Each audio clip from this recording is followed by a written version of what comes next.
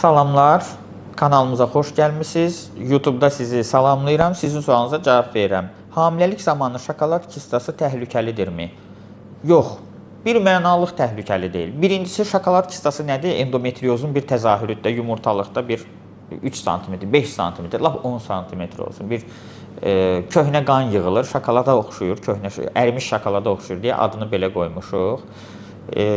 Hamiləlikdə bunun nə təhlükəsi ola bilər? Hamiləlik bilirik ki, endometriozun inkişafını dayandırır, şokolad kistasının böyüməsini dayandırır.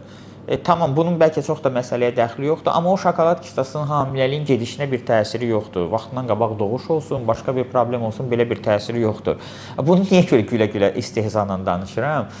Və belə xəstələr görürük. Kimsə deyir ki, səndə şokolad kistası var, sən mütləq keyser olmalısan. Və yaxud səndə şokolad kistası var, sənin hamiləliyin problemli ola bilər. Əlaqəsiz analizlər, əlaqəsiz müalicələr, kistaya görə antibiotik yazan görürük. Yəni ki, dəxli yoxdur da, infeksiya deyil ki.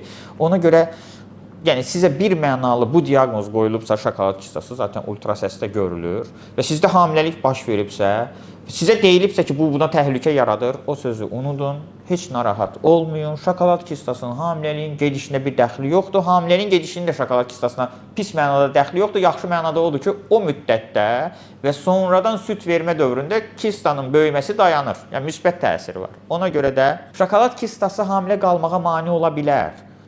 Daha doğrusu endometrioz xəstəliyi hamilə qalmağa mane ola bilir. Bu ayrı bir problemdir.